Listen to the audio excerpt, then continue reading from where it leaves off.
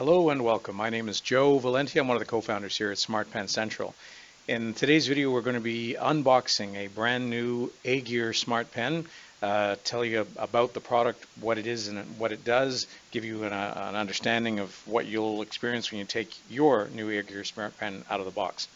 By way of introduction, LiveScribe is the manufacturer of the Smart Pen.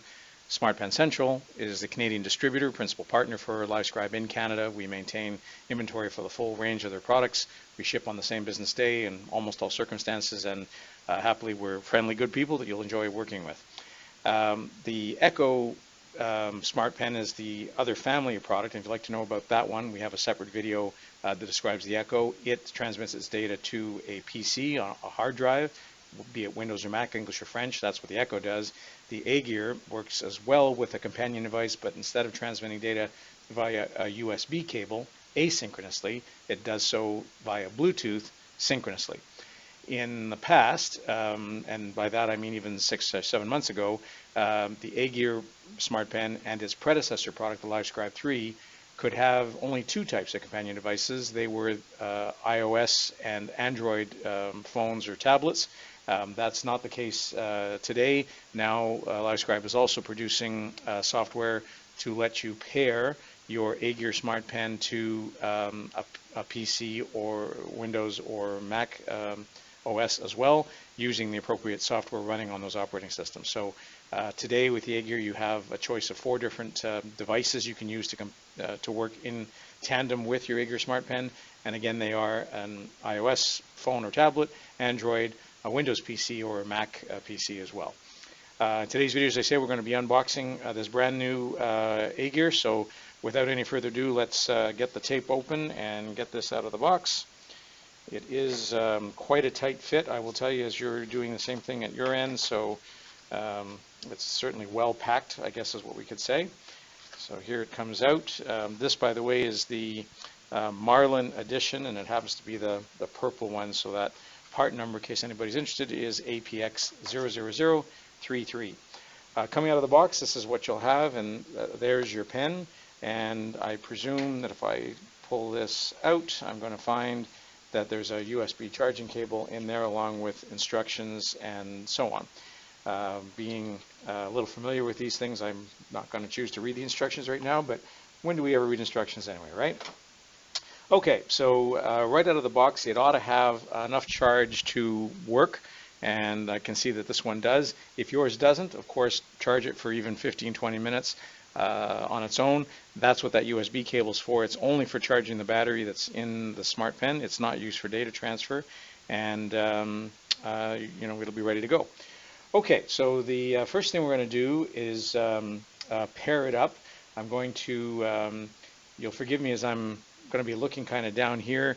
This is an image of my smartphone, my Android phone, and I'll be looking at one screen or the other, so forgive me, my eyes aren't always in the right spot. You're going to want to go to the Google Play Store or to the Apple Store for iOS and download the LiveScribe Plus app. That's the logo that you should be finding, and when you do, you just click on that to get started. Now, I've already had a different pen, not this brand new pen, because this literally is a brand new pen, never been used. I've had a different pen working in conjunction with this phone before, so that's why I've got 2 notebooks in here, and if I look at the pages in these notebooks, I can view those notes, listen to them just as I would any others, and as you can see here, I've got not a lot of data in here, just a couple of pages. So for the first task is to pair up via Bluetooth to allow for the Smart Pen to synchronize to the software. In order to do that, we're going to hit the button to connect to a Smart Pen, and in order to kind of wake it up, there's no on or off button on the Aegir Smart Pen, so I'm simply going to take a piece of paper. It can almost be any paper, but LiveScribe paper, of course, is best. And if you just tap on it, that'll wake it up, and you should see a green light come on just to tell you that the pen is now awake. So now that I have that green light, I'm going to click here to say that I'm connecting an Aegir pen, and I'm going to go and find the appropriate book that's going to have what you see here is this device pairing module. Now, in the box, along with your SmartPen, I pointed out that you have a USB cable. You've also got this quick start guide, and last item you've also got is a sample of SmartPen paper, what LiveScribe is now referring to as LiveScribe Smart Paper. And as you open up your booklet for the first time, you're going to see on there a little icon that says device pairing. So that's exactly what I'm going to do now is tap on that icon and just make sure that it caught it. There, I heard a little beep, and that beep is going to confirm that this SmartPen is going to get paired with my Android device. So I'm going to give it permission to go ahead and pair, and that's it. You know, it really couldn't be any simpler than that. Now it's showing me a blue light instead of the green light. The green light simply means it's on, but it's not yet paired to any device. The blue light says that it's paired and really, literally ready to go. You're going to want to go through the screens on here and read the comments that are being offered to you. It explains to you what the notebook view is. You can see the entire notebook. You can then go and look at individual pages inside those books. When you're in the page view, you can then choose to be in the page view, the feed view, or the pencast view. We'll go through some of those in a little more detail here in a minute. If you swipe in from the left when the application is working normally, you'll see this kind of a screen as well, and we'll go do that. And we'll also be able to show you in a minute how you can swipe your handwriting. So on your device, you're going to take a sample of your handwriting, swipe it, and it'll turn it into typewriting, which is obviously pretty cool. And it'll lastly show you how to create pencasts so that you can synchronize what you hear to what you write. So you can see that I invite you to go through these screens as you start to learn about the product. The last thing that it's talking about here is how you can send snippets either automatically or manually to any number of devices or services, including Evernote and OneNote, and to Gmail and so on. So you can set these things up. We'll get into some of those more advanced topics another time. And here's an important point. When finally you've finished filling in, or you've written on all the pages in a physical notebook, you're going to want to archive it. We're also going to have another video specific on the topic of archiving, but really it's very simple. When your book's finished, you don't throw away your SmartPen just because your book is finished. But what you do want to do is archive it and thereby free up space in your SmartPen so you can continue to use other paper products. Okay, so now we're going to say that we're done. You can get into the same tutorial from the settings anytime, so that's helpful to know. And here is indeed something that's going to happen almost every time when you unbox your pen. It's going to ask you to update the firmware.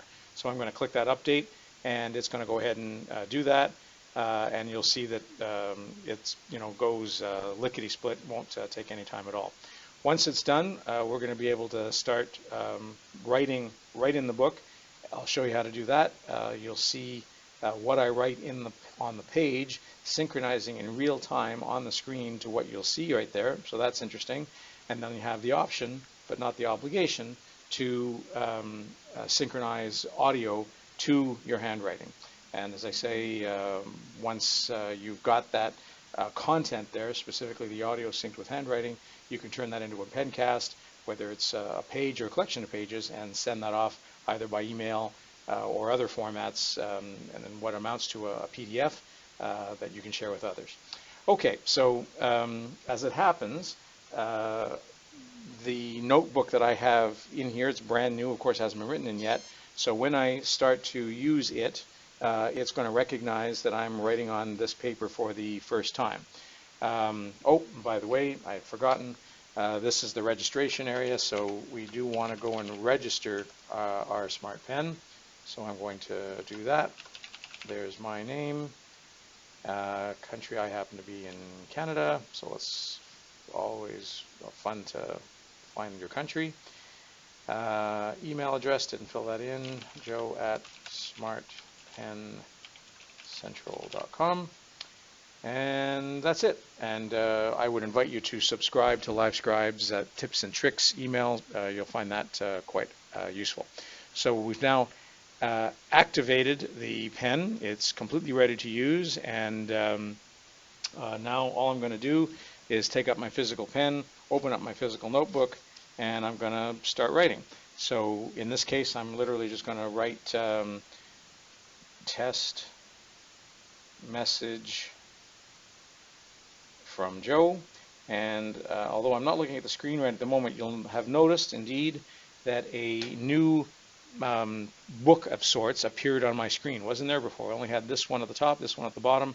Didn't have this other book in the middle. That is a visual representation for this little booklet that we've got that I have in my hand. So I can click on that once.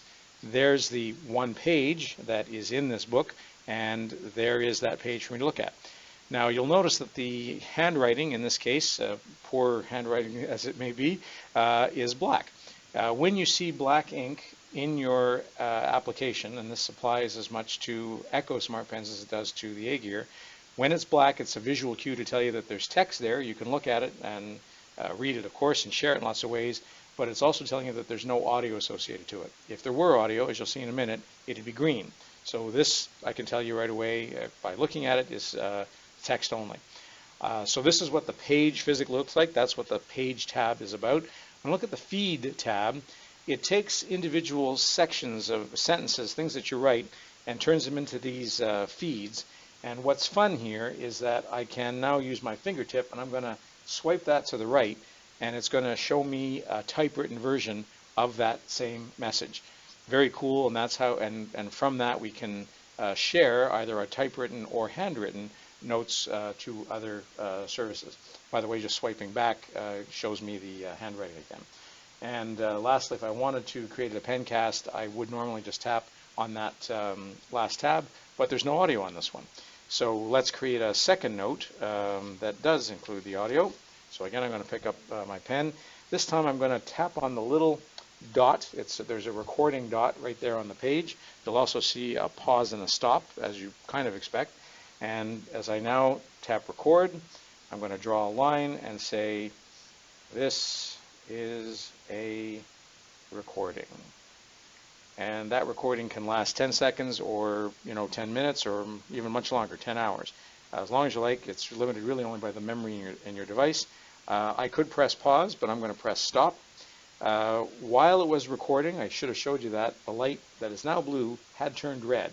So to remind you, it was green when we turned it on, blue when it syncs, and it turns red when you tap the audio recording, so that you know visually that the microphone is turned on and it's capturing something. In fact, just to show it to you again, I'm going to, now watch this, I'm not going to turn the microphone on just for a second. I'm going to write a second line. That one's going to turn into be black. And here's, I'm going to tap record. You'll see now that it actually is red. And here is a second note. So there we are. I'm going to press, now that it's still red, I'm going to press stop. It'll go back to blue. You get a visual confirmation as well that we finished recording. So cool. We have already managed to, out of the box, very quickly connect it, sync it, register the pen for warranty purposes. And once again, what I told you earlier, you'll see that my my app is, the little screen sharing thing actually runs ads, so that's what you saw just there. So now that we have some audio associated to it, we see that we have some green text. So I'm going to turn my volume up here, and if I click anywhere where there's green, you'll see that there's audio associated to it, and I can press play. This is a recording. And notice, if you would, that the color of the handwriting is changing from gray to green moment by moment as it's going along. I can tell exactly where I am in the recording by the color of the ink. I don't have to go fast forward. I mean, I could slide the slider back and forth, as you can see here. Can do that, but I can also just click right on the spot, and I want to hear what was being said at that moment in time when I was drawing a diagram off the board, or in a business meeting, or some kind of a legal review. All that information is there. So you can tap on it with your finger, as I'm doing now, clicking on my mouse through the wonders of this connection. And again, what you see is green means that there's audio there. One more time, if I tap on the feed side, I can turn that snippet into text, and you can see that, yeah, gosh, my handwriting wasn't good enough this time to turn it into something that's intelligible. So it's pretty good, but it isn't perfect, and it's not terrible that you see that it isn't perfect. Your handwriting needs a little bit of attention anyway if you want to have good results when you're converting from handwriting to text. As you can see, it worked very well here on the top, but not so great for the second one. Okay, so when we tap on the second snippet, not the first one, if you click on the first one, you'll see that the pencast icon goes away. If I click on the second one only, then I do have access to the pencast, and from here I can not only I can play it. That's great, but I can also now share this recording, this pencast, in any number of different ways, and it's giving me access to a number of services. I'm going to choose to send it by email, and I'm just going to look for the one email application that I would like to use. I hope I'll find it on here. I guess I'll have to use this one. So this is just my regular old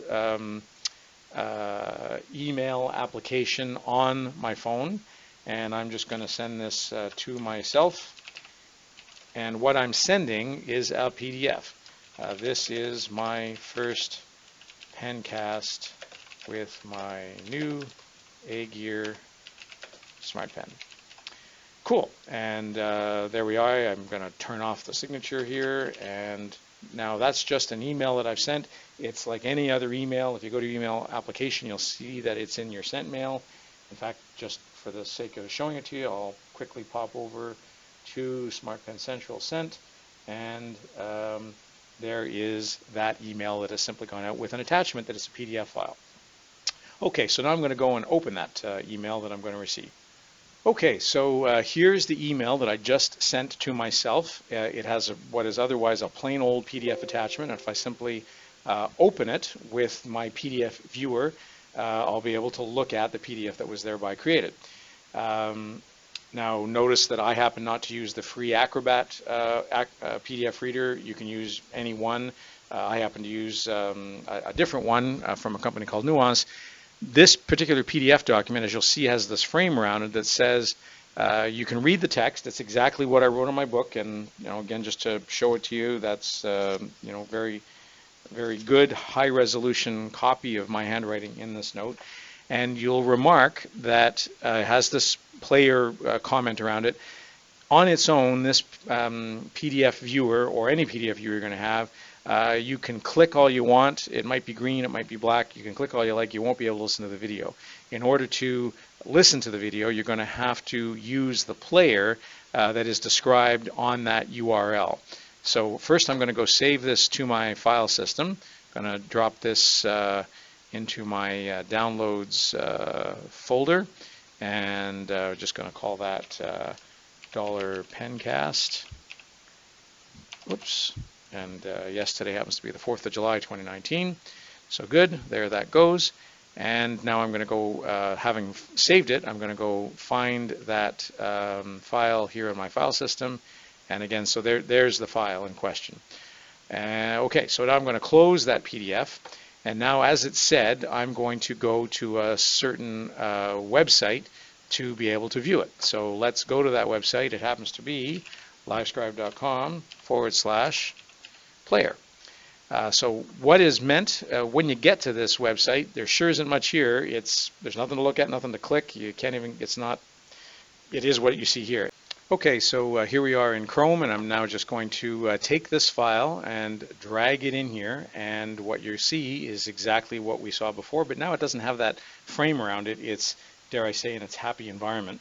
And when it's here, this is the player that's used with a PDF pencast, or sorry, called a pencast PDF. And now when I click on it, is a second. So again, where you see green, you can listen. skip ahead, skip back, do whatever you like. I'm going to press. So you have that visual cue. Now, here's an important point that you're going to want to consider. When I created the pencast, note that, well, let me take a step back. When I created the pencast, I had the second of the two snippets highlighted, and that's why it alone is in green and it alone can be heard. At the moment that you create the pencast, it's going to be paying attention to which of the snippets was active. So if I literally now use my mouse to click on this one and I play it and so on, if I were to take this one and share this snippet, it'd create a different PDF. It would have this recording on it, and it would not have the second recording. What I did last time was from the page, I selected the second of the two snippets. It opened up the pencast tab, and I'm looking at the second snippet, and that's what gets sent. So even though the handwriting on the whole page gets sent along with this pencast, the audio that gets sent with is a function of which snippet is selected at that point in time. So it's not exactly a limitation, it's a quality of the way that these things get produced that you might want to be aware of. And it basically means if you're in a meeting or a student in class, you're probably going to put all of your notes from a session that fit onto one page into one continuous piece of audio. And that's why on the page, instead of just always pressing start and stop, you've got a pause button. So it's that way the audio stays in the same snippet, but you can obviously not have the microphone active all the time. You can talk, pause, wait, reactivate, etc. And that full page of notes will end up on that one snippet and will be more easily communicated this way. But every time you press stop, that's the end of a snippet, and that's why we have two snippets on this page. So that's pretty much what there is to know about how to make this thing go. You'll see other options in here. You can rename your pencast. You can save this as a video. You can disconnect your SmartPen. You can go to your settings, which, by the way, is accessible as well by going into the main page and just kind of swiping right. Lots of different settings there, different look of things. So here I have a quick view of my feeds and collections and so on. So that, I apologize, that isn't exactly the same settings. I'm going to go over here now to settings, and I'll see preferences that I can put in. So mine happens to be English. Audio quality, I can't say that I really notice the difference between high, medium, and low, so I often set it to low because it seems to be good enough. But you know, play with it yourself. There's a number of cloud services you can synchronize with, so if you put in your credentials for Google Drive and Dropbox and so on, great, it can go up there. I happen to be connected on this particular Android phone to my Google account, and that's why it's possible to sync specifically to my Google Drive, and you have all these options from which to choose. There's this quick send function you can create. So with shortcut 1, it's pre-programmed itself to be to set up so that it'll send a PDF, the kind that we just set there now, to my Google Drive. So you don't have to email it to yourself or anybody else. It'll just show up when you hit the quick send in that format, and that turns out to be the way that I use it most of the time by allocating these shortcuts. And if you want, you can reconfigure shortcuts 1, 2, and 3 to be whatever it is you want. You can go back to that tutorial anytime. You can get LiveScribe chat support here anytime, and you can also reach back out to us here at SmartpenCentral. Well, I hope you found this video informative and useful. A real-life demo of what the Aegir SmartPen can do for you. Great value to students, great value to business people, lawyers, academics, people from all walks of life, and we sincerely hope that you'll choose to consider the purchase of a LiveScribe SmartPen from us here at SmartpenCentral.com. My name is Joe. Thank you again for listening. We wish you a great week.